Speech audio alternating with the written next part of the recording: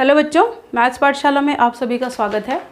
Last class में हमने congruency criteria यानी कि सर्वांग समता की कुछ कंडीशंस पढ़ी थी। 4 कंडीशंस हमने अच्छे से डिटेल स्टडी उसकी की थी और उससे पहले हमने सर्वांग समता के बारे में पढ़ा था। ठीक है, तो आज हम उसी टॉपिक से रिलेटेड बहुत इम्पॉर्टेंट थ्योरम डिस्कस करेंगे और फिर उससे रिलेटेड कुछ क्वेश्चन डिस्कस करेंगे।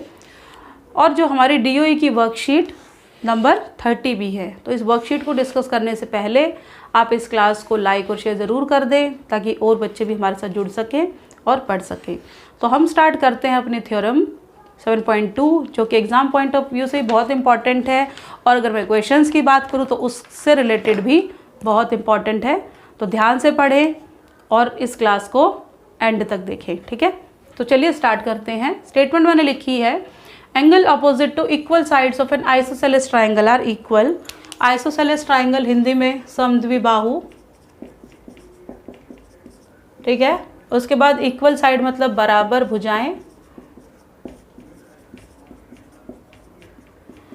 इस थ्योरम को अगर मैं हिंदी में बोलूँ तो इसका मतलब है कि एक समद्विबाहु त्रिभुज में कि जो बराबर भुजाएं होती हैं उसके सम्मुख कोण बराबर होते हैं।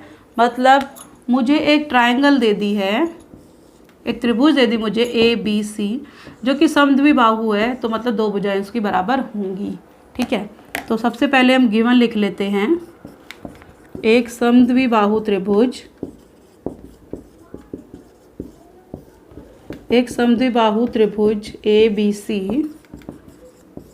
इन विच जिसमें AB जो है वो AC के बराबर है। ठीक है, अब सिद्ध करना है मुझे। सिद्ध क्या करना है देख लीजिए, बराबर भुजाओं के सम्मुख कोण, इसके सम्मुख कोण है B है ना, और इसके सम्मुख कोण है C, ये मुझे बराबर सिद्ध करने हैं। रचना यहाँ पे कर लेते हैं। रचना क्या करना है, मैं इस कोने से यहाँ पे एक लाइन ड्रॉ करती हूँ, इस पॉइंट को बोलती हूँ D और join vertex A to D, जिसमें D जो है वो मध्य बिंदु है BC का। मैंने क्या बोला है, D is the mid point of BC। ठीक है, अब आते हैं हम अपने प्रूफ पे। अब देखो मध्य बिंदु मैंने बोला, मध्य बिंदु का मतलब क्या है कि उस जो मध्य बिंदु जो इस लाइन को 2 पार्ट में डिवाइड कर दे, यानी कि इससे मुझे ये पता चल गया कि BD जो है वो DC के बराबर है। ठीक है, अब करते हैं प्रूफ। अब मान लीजिए आपके पेपर में क्वेश्चन 3 नंबर का आता है। ठीक है, तो आपको यहाँ तक के कितने मार्क्स मिलेंगे। अगर आप इस क्वेश्चन को फिगर से यहाँ तक कर लेते हैं तो आपको यहाँ तक का 1.5 मार्क मिलेगा और उसके बाद जो बच गया उसका 1.5 मिलेगा। अब मुझे क्या करना है, मैं 2 ट्राइंगल ले लेती हूँ। In triangle ABD and triangle ACD। नाम ध्यान से, ABD ACD, मैंने यही कोने लिए दोनों। ठीक है, अब देखो ट्रायंगल्स को जब हम सर्वांगसम सिद्ध करते हैं तो मुझे 3 कंडीशंस प्रूव करनी होती है। ठीक है, 3 कंडीशंस बराबर करनी है। ठीक है, वो देख लेते हैं क्या है। देखो पहली चीज़ AB equal to AC, AB equal to AC मतलब ये तो मुझे दिया है। ठीक है, अब देखो दोनों ट्रायंगल में ये नंबर 1 ट्रायंगल है, ये नंबर 2 है। अगर मैं दोनों ट्रायंगल की बात करूँ तो AD कॉमन है। देखो AD, तो मैं यहाँ पे लिखती हूँ AD बराबर है AD यानी कि कॉमन। ठीक है, उसके बाद यहाँ पे मैंने लिखा था कि D जो है वो BC का मध्य बिंदु है, यानी कि BD और DC बराबर हो गए, तो BD बराबर है DC। ये हो गई रचना। ठीक है, अब तो ट्राइंगल क्या हो गया, ABD सर्वांगसम हो गया ना ट्राइंगल ACD के। और जब ट्राइंगल सर्वांगसम हो गई हैं इट मीन्स उनके एंगल्स भी इक्वल होंगे, तो मतलब एंगल B जो है वो एंगल C होगा, यानी कि ये हो जाएगा आपका CPCT, corresponding part of congruent triangles are equal. ये भी हमने पढ़ा था। ठीक है, तो ये थ्योरम मोस्ट इंपॉर्टेंट है। सिर्फ आपको कुछ नहीं करना है इसमें, इन 2 ट्रायंगल्स को आपको कॉन्ग्रुएंट प्रूव करना है। ठीक है, अब यहाँ से एक उल्टा इसका कन्वर्स भी बनता है। अब यहाँ पे तो मुझे साइड्स इक्वल दे दी थी, मुझे एंगल्स इक्वल करने थे। अब आपको अगर ये एंगल इक्वल दे देता है और साइड इक्वल प्रूव करनी है तो आप कैसे करेंगे। ये आपकी एक्सरसाइज है कि आप इसे कन्वर्स को कैसे प्रूव करेंगे, और इसका आंसर आप मुझे कमेंट बॉक्स में भी डालेंगे, ठीक है, या मुझे इस नंबर पर आप अपना आंसर मैसेज भी कर सकते हैं। इस नंबर पर आप मुझे आंसर मैसेज ज़रूर करें, ठीक है, कि अगर मुझे एंगल्स इक्वल दे दिए और मुझे साइड इक्वल प्रूव करनी है तो हम किस तरीके से प्रोसीड करेंगे, ठीक है। फिगर सेम रहेगी, ये सब कुछ सेम रहेगा, सिर्फ यहाँ पे कुछ बदलाव आएगा, ठीक है। तो आप मुझे सॉल्व करके मैसेज ज़रूर करें, ठीक है। मैं आपको चेक करके फिर बताऊँगी कि कहाँ पे आप मिस्टेक करते हैं। ये थ्योरम यहाँ से हमने पढ़ लिया है कि अगर साइड्स इक्वल है तो उसके एंगल्स भी इक्वल होते हैं। अब इससे रिलेटेड क्वेश्चंस देख लेते हैं।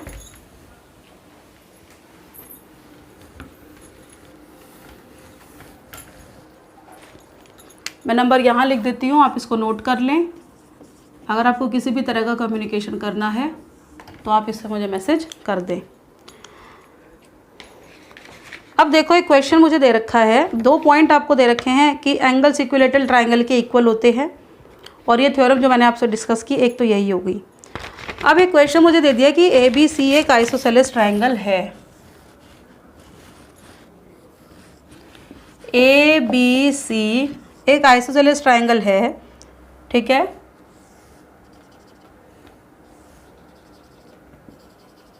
ये D पॉइंट है, ये E पॉइंट है। आइसोसेलेस ट्राइंगल गिवन, मुझे गिवन लिखते हैं पहले, ABC समद्विबाहु त्रिभुज है।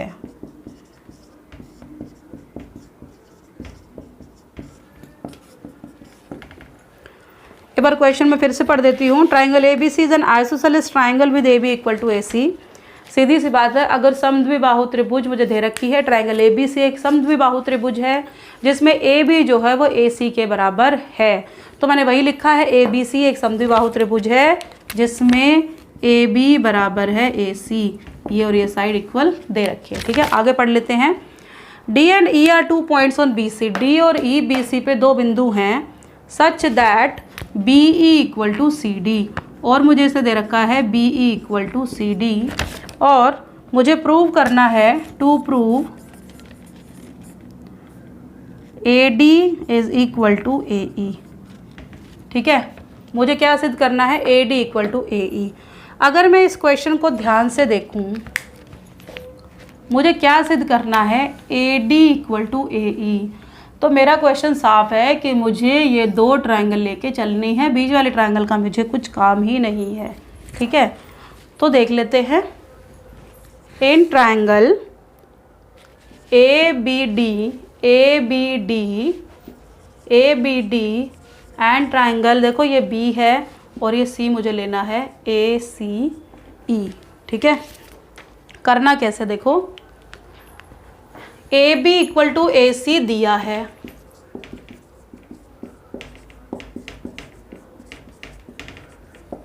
अब अगर AB इक्वल टू AC है तो मैं क्या कह सकती हूँ कि B और C बराबर होंगे। यही तो थ्योरम ने पढ़ी है, अगर 2 साइड बराबर हैं तो उसके सम्मुख कोण भी बराबर होते हैं। इसका सम्मुख कोण ये है और इसका ये है, तो मैंने लिख दिया B is equal to angle C, और यहाँ पे आप रीज़न आप दे सकते हैं क्योंकि AB जो है वो AC के बराबर है, और अगर भुजाएं बराबर है तो उसके सम्मुख कोण भी बराबर होते हैं, ठीक है। तीसरी चीज़ हमें ये दे रखी है BE और CD बराबर है, BE और CD बराबर है, BE और CD बराबर है। अब देखो मैंने ट्रायंगल तो ये वाली ली, एक ये और ये, लेकिन इसने तो मुझे ये बराबर दे दिया और ये बराबर दे दिया, मतलब ये चीज़ जो है ये दोनों में कॉमन है ना। तो अगर मैं इसको निकाल देती हूँ तो मुझे इस ट्रायंगल के 2 पार्ट मिल जाएंगे, ठीक है। अब मेरे को क्या करना है, दोनों तरफ से DE माइनस कर देते हैं इसमें।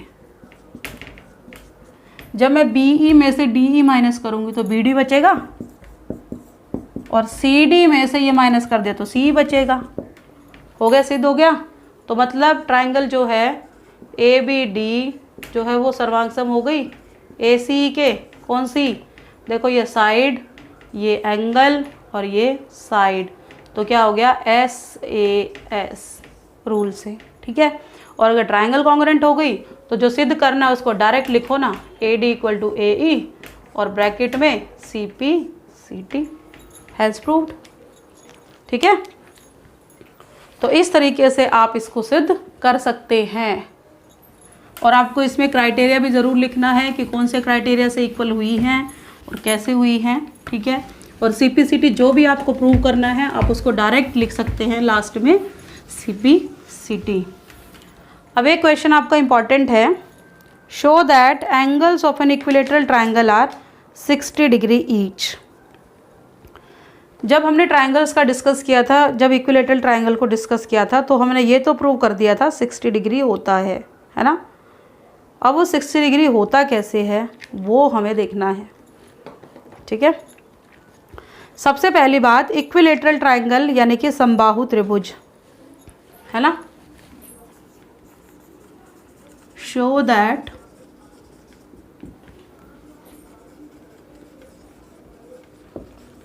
angles of an equilateral triangle are 60 degree each। अब ये सिद्ध कैसे करना है वो देख लेते हैं।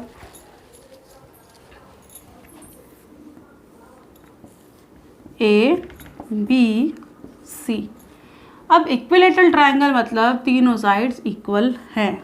ठीक है, तो गिवन तो मेरा हो गया triangle ABC in which AB is equal to AC equal to BC। To prove angle A is equal to angle B is equal to angle C equal to 60 degree. ठीक है, अब कैसे करें देखते हैं। देखो, थ्योरम नंबर 7.2 क्या कहती है कि अगर साइड्स इक्वल हैं तो मतलब उसके अपोजिट एंगल्स भी इक्वल होंगे। ठीक है, angles opposite to equal sides are equal, ये थ्योरम हम इसमें यूज़ करते हैं। ठीक है, देखिए कैसे, मैं लेके चलती हूँ AB is equal to AC, ये दोनों साइड इक्वल है, इसके अपोजिट ये वाला एंगल, इसके अपोजिट ये वाला एंगल, जिसका मतलब है कि एंगल B जो है वो एंगल C के इक्वल होगा। ये वाले थ्योरम लिखोगे। ठीक है, इसको नंबर 1 दे देते हैं। अब मैंने लिया in triangle ABC AC equal to BC। अब मैंने ले लिया कि ये साइड इसके इक्वल है। अब इस साइड के सामने वाला एंगल ये हो गया और इसके ये वाला। ठीक है, या हम यहाँ से भी देख सकते हैं AC equal to BC, common AC common है, हटा दो, angle A is equal to angle B, same reason, इसको नंबर 2। अब थर्ड में मैंने ले लिया AB equal to BC, AB equal to BC, B को हटा दें तो एंगल A किसके इक्वल आ रहा है, एंगल C के इक्वल आ रहा है, इसको नंबर 3 दे देते हैं। ठीक है, अब मैं अगर बात करूं फ्रॉम 1 2 3, अब बताओ 1 2 के इक्वल है, 2 3 के इक्वल है, तो 1 3 के इक्वल नहीं होगा क्या? यही तो है। A B के इक्वल है, B C के इक्वल है, A C के इक्वल है, तो मैं यहाँ से लिख सकती हूँ A is equal to angle B equal to angle C, है ना। अब हमें ये पता है कि ट्राइंगल के तीनों एंगल्स का सम 180 होता है, एंगल सम प्रॉपर्टी। ठीक है, अब ये तीनों एंगल इक्वल हैं तो मैं B की जगह A रख देती हूँ, तो ये हो गया 3 angle A equal to 180 degree, angle A equal to 60 degree. अब एंगल A अगर 60 है, एंगल A अगर मेरा 60 आ गया है और हमें पता है कि A B और C इक्वल हैं, यहाँ लिख रही हूँ एंगल A जो है वो 60 आ गया है और हम ये जानते हैं A B और C बराबर हैं, तो क्या ये तीनों 60 नहीं हो जाएंगे? ठीक है, तभी मैंने कहा था कि जो थ्योरम आपने पढ़ी है वो बहुत ही इम्पॉर्टेंट है, थोड़ा ध्यान से इसको पढ़े। ठीक है, क्योंकि आपके हर क्वेश्चन में यूज़ होने वाली है और एक क्वेश्चन भी आपका इम्पॉर्टेंट है। जहाँ पे भी आपको आइसोसेलेस इक्विलेटरल ट्राइंगल की बात होगी और कॉन्ग्रुएंट ट्राइंगल करने हैं तो आपको ये थ्योरम तो यूज़ करनी ही करनी है, और ये थ्योरम डायरेक्ट भी पेपर में आपके पूछी जाती है। ठीक है, अब अगला क्वेश्चन मैं आपको हिंट दे देती हूँ। A triangle ABC is an isosceles triangle. Triangle ABC एक समद्विबाहु त्रिभुज है जिसमें ऑल्टीट्यूड बी ई और सी एफ जो हैं उसकी इक्वल साइड्स पर ड्रॉ किए गए हैं। तो आपको प्रूव करना है कि ऑल्टीट्यूड जो है वो इक्वल है। सबसे पहले हम फिगर बना लेते हैं। क्या दिया है इसने, एक ट्राइंगल ए बी सी जिसमें ए बी और ए सी इक्वल है। अब इसने कहा है कि बी ई और सी एफ हमने इस पर एक ऑल्टीट्यूड ड्रॉ किए, बी ई और सी एफ ये हमने ड्रॉ किए हैं, ठीक है। तो हमें प्रूव करना है कि जो ऑल्टीट्यूड्स हैं यानी कि बी ई और सी एफ वो हमारे इक्वल हैं। अब वो प्रूव कैसे करना है, देखो ऑल्टीट्यूड मतलब 90 डिग्री, ठीक है।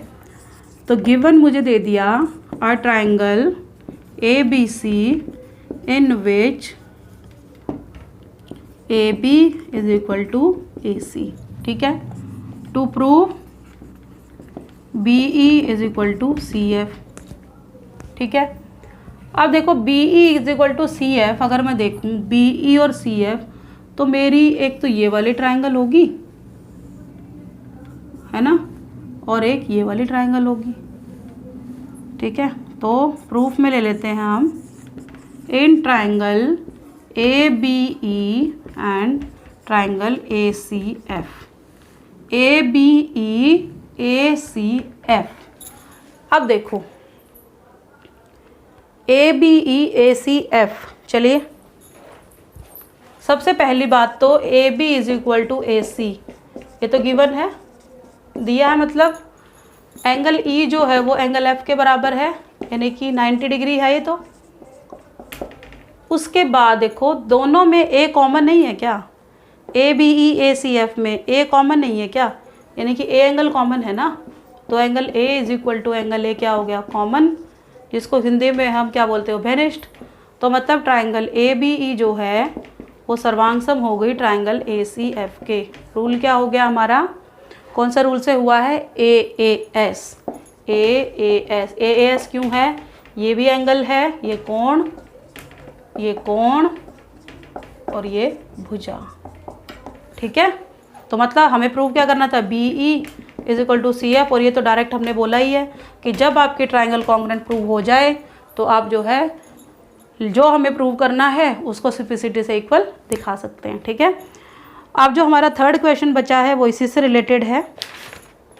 थर्ड क्वेश्चन आप खुद ट्राई करेंगे और इसका आंसर मुझे आप मैसेज करेंगे या कमेंट बॉक्स में डालेंगे। अगर आपसे नहीं होगा तो मैं फिर अपनी अगली क्लास में इस क्वेश्चन के साथ अपनी क्लास स्टार्ट करूँगी, ठीक है। तो ये थी हमारे DOE की वर्कशीट नंबर 30। आप इस क्लास को अच्छे से पढ़ें, लाइक शेयर और सब्सक्राइब भी करें ताकि आपको आने वाली क्लासेस के बारे में भी सही से जानकारी मिल सके। Thank you.